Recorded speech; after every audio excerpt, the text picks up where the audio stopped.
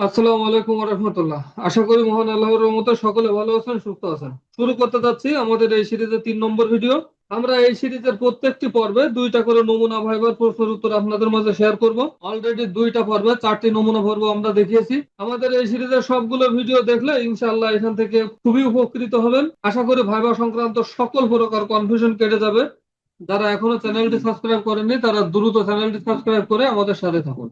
এই সিরিজের সবগুলো ভিডিও দেখতে চাইলে এই চ্যানেলে প্রতিষ্ঠান প্রধান ও সহকারী প্রধান নিয়োগ প্রস্তুতি নামক প্লেলিস্টটি ভিজিট করুন এবং এই ভিডিও ডেসক্রিপশনে সবগুলো ভিডিও লিংক দেওয়া আছে, তাহলে এখান থেকেও দেখে নিতে পারেন।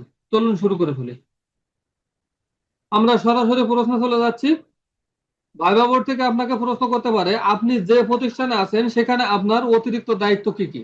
আপনি ধন্যবাদ দিয়ে উত্তর দেওয়া শুরু করবেন এবং প্রতিষ্ঠানে আপনার যদি কোনো অতিরিক্ত দায়িত্ব দেওয়া থাকে আপনি সেই দায়িত্ব সম্পর্কে বলবেন। এখানে আপনারা দেখছেন আমি পাঠদানের পাশাপাশি বর্তমানে প্রতিষ্ঠানের ডিজিটাল হাজিরা তদারকি এবং সাংস্কৃতিক উপকমিটির সদস্য হিসাবে দায়িত্ব পালন করছি। আপনার উপরে প্রতিষ্ঠান থেকে যদি কোনো অতিরিক্ত দায়িত্ব অর্পিত থাকে তাহলে আপনি সেই দায়িত্বের কথা বলবেন।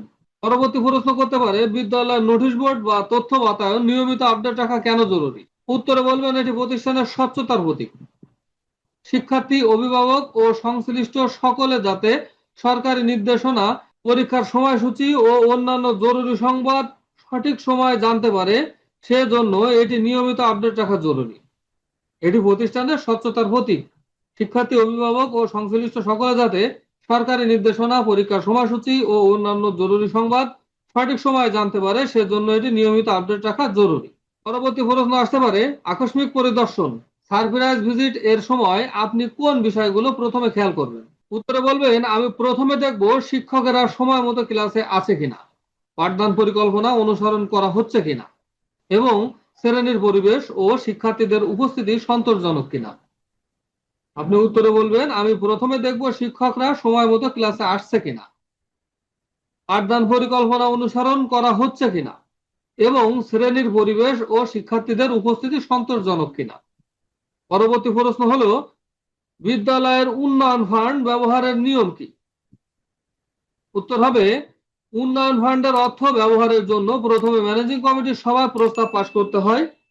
এরপর সরকারের বিধি মোতাবেক স্বচ্ছ প্রক্রিয়ায় প্রয়োজনে কোটেশন বা টেন্ডারের মাধ্যমে সেই অর্থ ব্যয় করতে হবে এবং ভাউচার সংরক্ষণ করতে হয়। উন্নয়ন ফান্ডের অর্থ ব্যবহারের জন্য প্রথমে ম্যানেজিং কমিটির সভায় প্রস্তাব পাশ করতে হবে।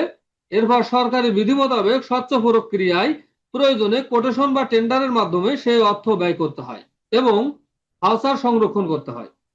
পরবর্তী প্রশ্ন হতে পারে, কোন শিক্ষক যদি দীর্ঘকাল বিনা অনুমতিতে কর্মস্থলে অনুপস্থিত থাকে তবে প্রধান শিক্ষক হিসেবে আপনার পদক্ষেপ কি হবে। উত্তরে বলবেন আমি তাকে প্রথমে পত্রের মাধ্যমে কারণ দর্শাতে বলবো। নির্দিষ্ট সময়ের মধ্যে সন্তোষজনক জবাব না পেলে বিষয়টি গভর্নিং বডি বা ম্যানেজিং কমিটিকে জানাবো এবং শিক্ষা বোর্ড ও সংশ্লিষ্ট কর্তৃপক্ষকে বিধি মোতাবেক ব্যবস্থা নেওয়ার জন্য অবহিত করব। উত্তর হবে আমি তাকে প্রথমে পত্রের মাধ্যমে কারণ দর্শাতে বলবো। নির্দিষ্ট সময়ের মধ্যে সন্তোষজনক জবাব না পেলে বিষয়টি গভর্নিং বডি বা ম্যানেজিং কমিটিকে জানাবো এবং শিক্ষা বোর্ড ও সংশ্লিষ্ট কর্তৃপক্ষকে বিধি মোতাবেক ব্যবস্থা নেওয়ার জন্য অবহিত করব। পরবর্তী প্রশ্ন, মাল্টিমিডিয়া ক্লাসরুম সচল রাখতে শিক্ষকদের অনীহা থাকলে আপনি কিভাবে তাদের উদ্বুদ্ধ করবেন। উত্তরে বলবেন আমি তাদের জন্য ইন হাউস ট্রেনিং এর ব্যবস্থা করব এবং যারা নিয়মিত মাল্টিমিডিয়া ব্যবহার করবেন তাদের কাজের বিশেষ স্বীকৃতি বা প্রশংসা প্রদান করব। প্রযুক্তির সুফলগুলো তাদের সামনে হাতে কলমে তুলে ধরব। আমি তাদের ইন হাউস ট্রেনিং এর ব্যবস্থা করব এবং যারা নিয়মিত মাল্টিমিডিয়া ব্যবহার করবেন তাদের জন্য বিশেষ স্বীকৃতি বা প্রশংসা প্রদান করব। প্রযুক্তির সুফলগুলো তাদের সামনে হাতে কলমে তুলে ধরব। পরবর্তী প্রশ্ন, বিদ্যালয়ের নিরাপত্তা কমিটির কাজ কি। খুবই গুরুত্বপূর্ণ প্রশ্ন। এই কমিটির কাজ হলো বিদ্যালয়ের সীমানা প্রাচীর, বৈদ্যুতিক সংযোগ, অগ্নি নির্বাপক ব্যবস্থা এবং শিক্ষার্থীদের আসা যাওয়া নিরাপত্তা পর্যবেক্ষণ করা, কোনো ঝুঁকি থাকলে তা দ্রুত সমাধানের উদ্যোগ নেওয়া। এই কমিটির কাজ হলো বিদ্যালয়ের সীমানা প্রাচীর, বৈদ্যুতিক সংযোগ, অগ্নি নির্বাপক ব্যবস্থা এবং শিক্ষার্থীদের আসা যাওয়ার নিরাপত্তা পর্যবেক্ষণ, কোনো ঝুঁকি থাকলে তা দ্রুত সমাধানের উদ্যোগ নেওয়া। পরবর্তী প্রশ্ন, ছাত্রছাত্রীদের মধ্যে নেতৃত্বের গুণাবলী বিকাশে আপনি কি বিশেষ উদ্যোগ নিতে পারেন? উত্তর হবে, আমি স্টুডেন্টস ক্যাবিনেট নির্বাচন সুস্থভাবে পরিচালনা করব এবং তাদের বিভিন্ন সামাজিক ও সেবামূলক কাজে, যেমন বৃক্ষরোপণ, পরিষ্কার পরিচ্ছন্নতা অভিযান নেতৃত্ব দেওয়ার সুযোগ দেব। আমি স্টুডেন্ট ক্যাবিনেট নির্বাচন সুস্থভাবে পরিচালনা করব এবং তাদের বিভিন্ন সামাজিক ও সেবামূলক কাজে নেতৃত্ব দেওয়ার সুযোগ দেব। সেবামূলক কাজ বলতে বৃক্ষরোপণ, পরিষ্কার পরিচ্ছন্নতা অভিযান ইত্যাদি। এই 4 থেকে 5টি প্রশ্ন করে আপনার ভাইবা শেষ করে দিতে পারে। খুবই সতর্কতার সাথে আপনি উত্তর দেবেন। আমরা পরবর্তী নমুনা ভাইবাতে চলে যাচ্ছি। এখানে খুবই সহজ একটি প্রশ্ন আপনাকে করতে পারে, আপনার প্রতিষ্ঠানের দাপ্তরিক কোড অর্থাৎ EIN নম্বরটি আপনার কি জানা আছে? প্রতিষ্ঠানের এই খুবই বেসিক একটা জিনিস, যেটি আপনাকে অবশ্যই জেনে যেতে হবে। আমার জানা মতে অনেক টিচাররা এই নাম্বারটি জানে না। আপনি অবশ্যই ইন নাম্বারটি জেনে ভাইবা বোর্ডে যাবেন। পরবর্তী প্রশ্ন, EMIS cell, education management information system, এর কাজ কি? EMIS সেল শিক্ষা মন্ত্রণালয়ের অধীনে মাধ্যমিক ও উচ্চ শিক্ষা অধিদপ্তরের একটি ডিজিটাল প্ল্যাটফর্ম। এটি মূলত শিক্ষকদের এমপিও আবেদন প্রক্রিয়াকরণ, ডাটাবেস সংরক্ষণ এবং শিক্ষা প্রতিষ্ঠানের জনবল কাঠামোর হিসাব রাখার কাজ করে। EMIS সেল শিক্ষা মন্ত্রণালয়ের অধীনে মাধ্যমিক ও উচ্চ শিক্ষা অধিদপ্তরের একটি ডিজিটাল প্ল্যাটফর্ম। এটি মূলত শিক্ষকদের এমপিও আবেদন প্রক্রিয়াকরণ, ডাটাবেস সংরক্ষণ এবং শিক্ষা প্রতিষ্ঠানের জনবল কাঠামোর হিসাব রাখার কাজ করে। ব্যানবেইজ এর পূর্ণরূপ কি এবং এটি শিক্ষা প্রতিষ্ঠানে কি ভূমিকা রাখে? ব্যানবেইজ এর পূর্ণরূপ হলো Bangladesh bureau of educational information and statistics. এটি প্রতি বছর শিক্ষা প্রতিষ্ঠানের বার্ষিক তথ্য বা জরিপ সংগ্রহ করে, যা সরকারের শিক্ষা পরিকল্পনা প্রণয়নে সাহায্য করে। একজন প্রতিষ্ঠান প্রধান হিসেবে এই তথ্য সঠিকভাবে প্রদান করা আমার দায়িত্ব। EMIS এর পূর্ণরূপ হলো Bangladesh bureau of educational information and statistics. এটি প্রতি বছর শিক্ষা প্রতিষ্ঠানের বার্ষিক তথ্য জরিপ সংগ্রহ করে, যা সরকারের শিক্ষা পরিকল্পনা প্রণয়নে সাহায্য করে। একজন প্রতিষ্ঠান প্রধান হিসেবে এই তথ্য সঠিকভাবে প্রদান করা আমার দায়িত্ব। আপনার প্রতিষ্ঠানে কোনো শিক্ষক যদি রাজনৈতিক দলাদলিতে জড়িয়ে স্কুলের পরিবেশ নষ্ট করে, আপনি কি করবেন? আমি সরকারি বিধিমালা অনুযায়ী তাকে ব্যক্তিগতভাবে সতর্ক করব। যদি কোনো কর্ণপাত না করেন তবে বিষয়টি রেকর্ডভুক্ত করব এবং ম্যানেজিং কমিটিকে অবহিত করব। বিধি মোতাবেক ব্যবস্থা নেওয়ার জন্য সুপারিশ করব। লগবুক কি? এটি কেন সংরক্ষণ করতে হয়? লগবুক হলো এমন একটি খাতা যেখানে প্রতিষ্ঠানে আসা বিশিষ্ট ব্যক্তিবর্গ বা কর্মকর্তাদের পরিদর্শন, মন্তব্য এবং প্রতিষ্ঠানের বিশেষ বিশেষ ঘটনা বা অর্জনের রেকর্ড থাকে। এটি প্রতিষ্ঠানের ঐতিহ্যের একটি অংশ এবং ভবিষ্যৎ নির্দেশনার উৎস।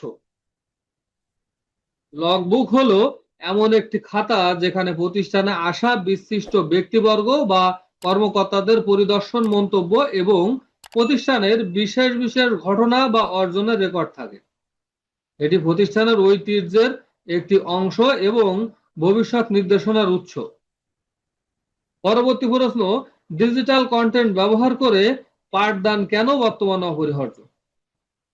উত্তরে বলবেন, এটি ডিজিটাল বিষয়গুলো দৃশ্যমান ও সহজবোধ্য করে তোলে। শিক্ষার্থীরা ছবি বা ভিডিওর মাধ্যমে কোনো বিষয় দেখলে তা দ্রুত আয়ত্ত করতে পারে এবং ক্লাসের প্রতি তাদের আগ্রহ বহুগুণ বৃদ্ধি পায়। এটি জটিল বিষয়গুলো দৃশ্যমান ও সহজবোধ্য করে তোলে। শিক্ষার্থীরা ছবি বা ভিডিওর মাধ্যমে কোনো বিষয় দেখলে তা দ্রুত আয়ত্ত করতে পারে এবং ক্লাসের প্রতি তাদের আগ্রহ বহুগুণ বৃদ্ধি পায়। পরবর্তী প্রশ্ন, শিক্ষা প্রতিষ্ঠানের বার্ষিক বাজেট প্রণয়নের প্রধান খাতগুলো কি কি? প্রধান খাতগুলো হলো শিক্ষক কর্মচারীদের বেতন ভাতা, বেসরকারি অংশ, ভৌত অবকাঠামো মেরামত, ল্যাবরেটরি ও লাইব্রেরি উন্নয়ন, সহশিক্ষা কার্যক্রম এবং বিধি দাপ্তরিক খরচ। প্রধান খাতগুলো হলো শিক্ষক কর্মচারীদের বেতন ভাতা, সরকারি ও বেসরকারি অংশ, ভৌত অবকাঠামো মেরামত, ল্যাবরেটরি ও লাইব্রেরি উন্নয়ন, সহশিক্ষা কার্যক্রম এবং বিবিধ দাপ্তরিক খরচ। পরবর্তী প্রশ্ন, বিদ্যালয়ের পানির অপচয় ও বিদ্যুৎ সাশ্রয়ে আপনি শিক্ষার্থীদের কি পরামর্শ দেবেন? আপনি বলবেন, আমি ক্লাসের সচেতনতা বৃদ্ধির পাশাপাশি ইকো ক্লাব গঠন করব, ছুটির পর ফ্যান লাইট বন্ধ করা এবং ট্যাপ সঠিকভাবে বন্ধ রাখার গুরুত্ব তাদের বোঝাবো এবং এটি মনিটরিং করার জন্য বিশেষ দল গঠন করব। আমি ক্লাসের সচেতনতা বৃদ্ধির পাশাপাশি ইকো ক্লাব গঠন করব, ছুটির পর ফ্যান লাইট বন্ধ করা এবং ট্যাপ সঠিকভাবে বন্ধ রাখার গুরুত্ব বোঝাবো এবং এটি মনিটরিং করার জন্য বিশেষ দল গঠন করব। এই প্রশ্নগুলো করে ভাইবা শেষ করে দিতে পারে। আপনি খুবই সতর্কতার সাথে উত্তর দেবেন। ভিডিওটি শেষ পর্যন্ত দেখার জন্য আপনাকে অসংখ্য ধন্যবাদ। এই সিরিজের সবগুলো ভিডিও দেখতে চাইলে এই চ্যানেলে প্রতিষ্ঠান প্রধান ও সহকারী প্রধান নিয়োগ প্রস্তুতি নামক প্লেলিস্ট ভিজিট করুন। আমাদের এই ভিডিওগুলো দেখলে ইনশাআল্লাহ আপনার ভাইবা সংক্রান্ত সকল প্রকার কনফিউশন দূর হবে, আপনার আত্মবিশ্বাস বহুগুণে বৃদ্ধি পাবে, খুবই সুন্দরভাবে ভাইভাতে অংশগ্রহণ করতে পারবেন ইনশাআল্লাহ। আজকের মতো বিদায় নিচ্ছি। আসসালামু আলাইকুম ওয়া রাহমাতুল্লাহি ওয়া বারাকাতুহু।